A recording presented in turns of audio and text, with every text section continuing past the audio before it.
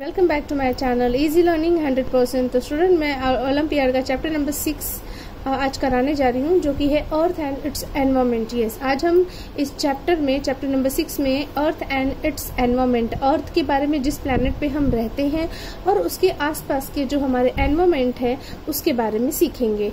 तो बहुत ही अच्छा सा टॉपिक है, तो चलिए स्टार्ट करते हैं। इसमें आपको बहुत सारा जनरल नॉलेज मिल जाएगा अच्छे तो हमारे ज्योग्राफी के बारे में। तो देखिए, फर्स्ट हम इसमें माउंटेन्स के बारे में सीखेंगे, फिर वाटर बॉडीज के बारे में, फिर हमारा कॉन्टिनेंट है, फिर वेदर एंड सीजन क्या होते हैं, पोल्यूशन क्या होता है, नेचुरल डिजास्टर क्या होता है और कंजर्वेशन ऑफ एनवायरमेंट क्या होता है। ठीक है, तो चलिए स्टार्ट करते हैं। Question number 1, which is the hottest season in a year. Okay, तो पूरे साल में स्टूडेंट सबसे हॉटेस्ट सीजन कौन सा था? सीजन आपको पता है 3 होते हैं, समर, विंटर एंड हमारे कंट्री में तो समर, विंटर और रेनी सीजन होता है। उसमें ऑटम और स्प्रिंग भी होते हैं।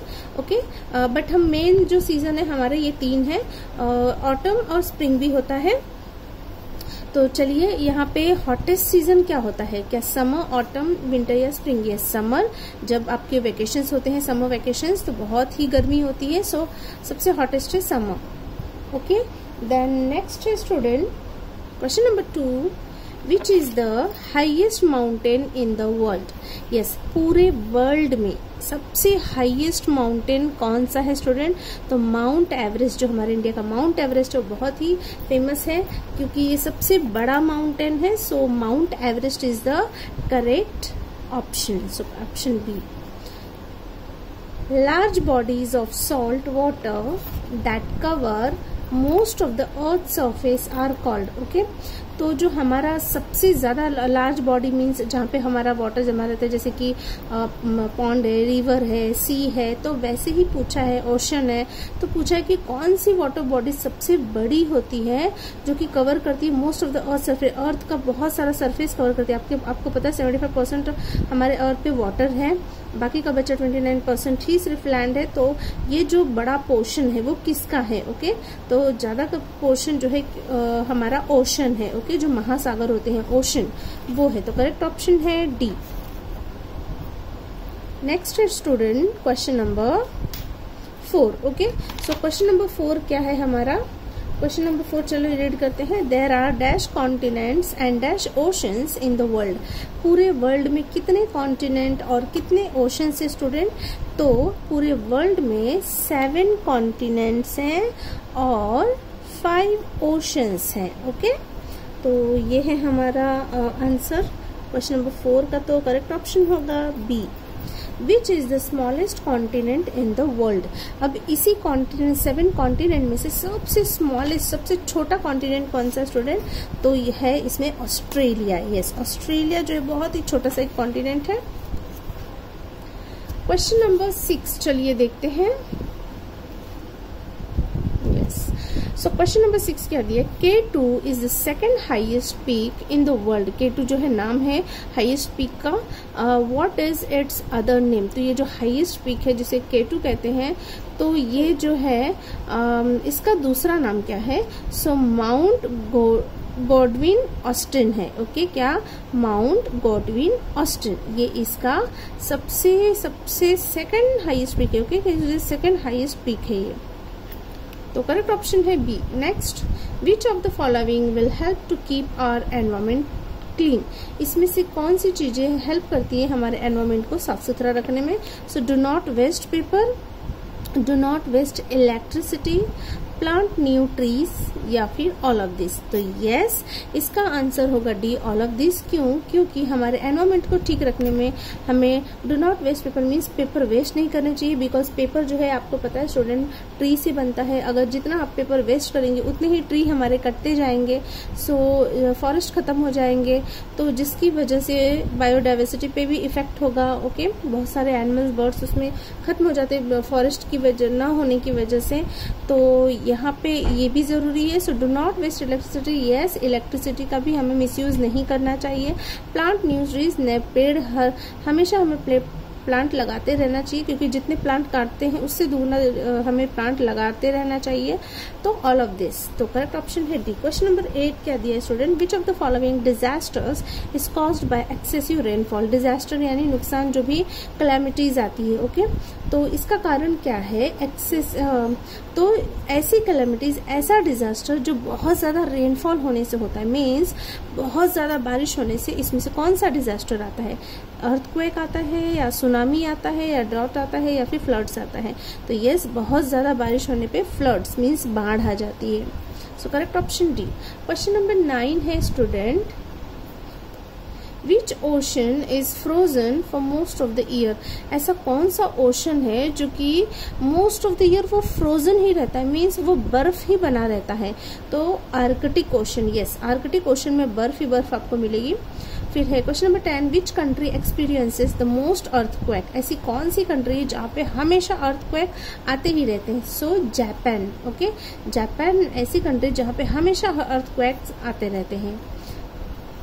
Next question number 11, what happens when people dump waste from home or factories into ocean, lakes or rivers।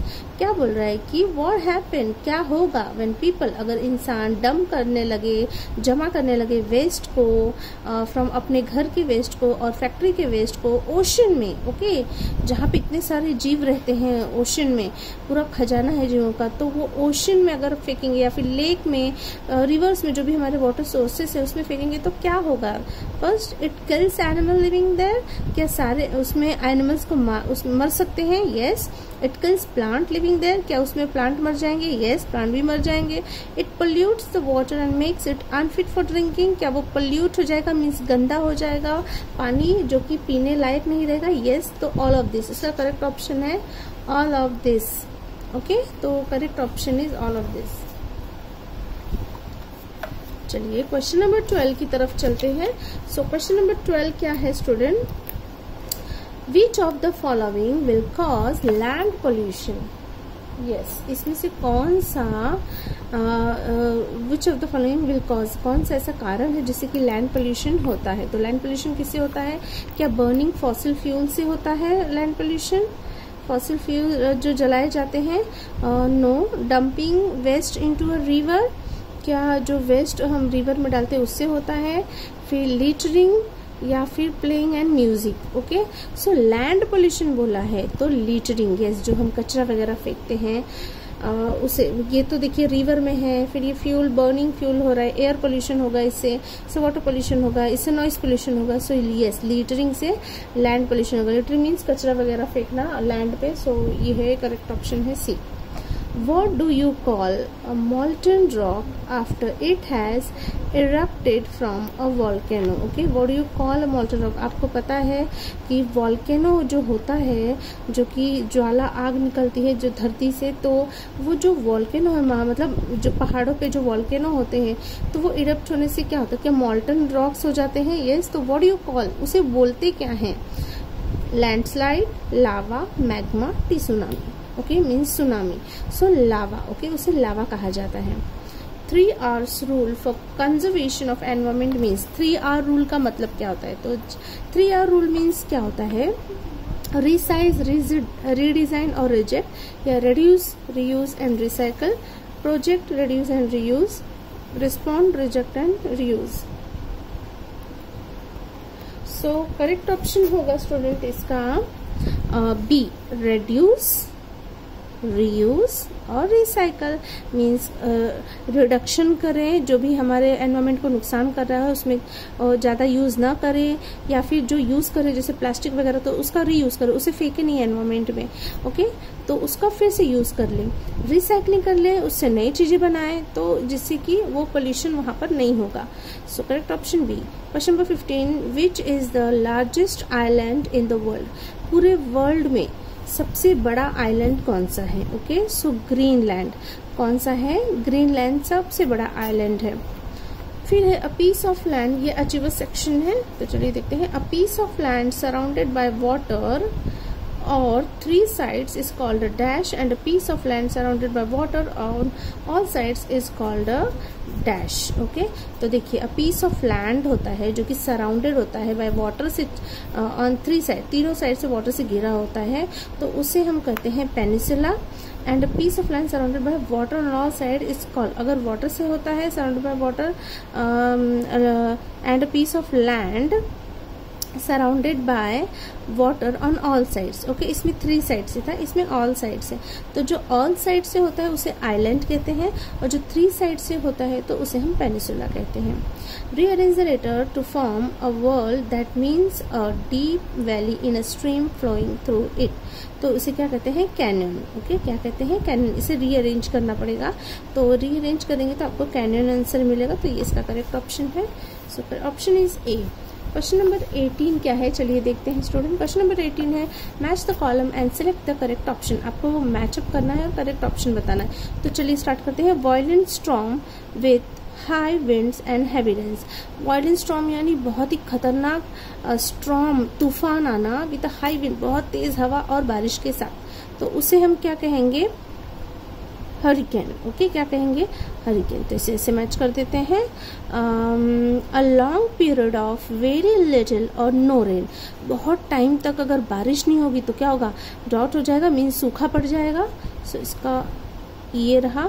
A sudden and violent shaking of the ground, ground जब हिलने लगता है तो उसे क्या कहते हैं? Earthquake. Okay, so correct option is 1। सो इसका देखिए पी का हमने किससे मैच किया है? पी का हमने किया है 2 से, ये देखिए पी का 2 से किया है, क्यू का 3 से किया है, और आर का 1 से किया है। पी का 2, क्यू का 3, आर का 1। सो correct option is A. Question number 19, select the incorrect statement. इसमें से कौन सा इनकरेक्ट मीन्स रॉन्ग है? Spring season comes before summer, क्या स्प्रिंग सीजन आता है समर के पहले? In autumn season, weather become very hot and leaves fall off from the trees. Rainfall occurs in monsoon season. Autumn season comes before winter. तो देखिए यहाँ पे क्या बोला है कि इनकरेक्ट, करेक्ट नहीं, कंफ्यूज नहीं होना, इनकरेक्ट, जो रॉन्ग है वो हमें बताना है, जो रॉन्ग है वही हमें बताना है। तो देखिए पहले ऑटम सीजन आता है, विंटर कम्स बिफोर विंटर, तो यस विंटर के पहले, ठंडी के पहले जो सीजन आता है उसे हम ऑटम सीजन कहते हैं। ओके, फिर जिसमें कि पत्ते वगैरह झड़ जाते हैं उसे ऑटम सीजन कहते हैं। फिर rainfall occurs in monsoon season, तो यस मानसून में बारिश आती है। फिर in autumn season weather become very hot and leaves fall off from the trees, yes autumn season में पतझड़, जिसे हम पतझड़ कहते हैं, पत्तियां वगैरह गिरने लगती हैं, बिकम हॉट हो जाता है और लीव्स गिरने लगती हैं। सो ये भी राइट है। तो रॉन्ग क्या है? Spring season comes before summer, wrong, summer के पहले नहीं आता है ये जो है स्प्रिंग सीजन जैसे कि जब फूल वगैरह आते हैं पेड़ों वगैरह पे तो उसे हम स्प्रिंग सीजन कहते हैं। So correct option is A. Question number 20 last है, identify the disaster shown in the picture. आप देखिए स्टूडेंट, ध्यान से इस पिक्चर को देखिए, आपको क्या दिखाई दे रहा है? ओके, यहाँ पे देखिए पूरी बर्फ ही बर्फ है, पूरी बर्फ ही बर्फ दिख रही है, तो इसे हम कहते हैं एवेंट्री। ओके, क्या कहते हैं? एवेंट्री। So correct option is B.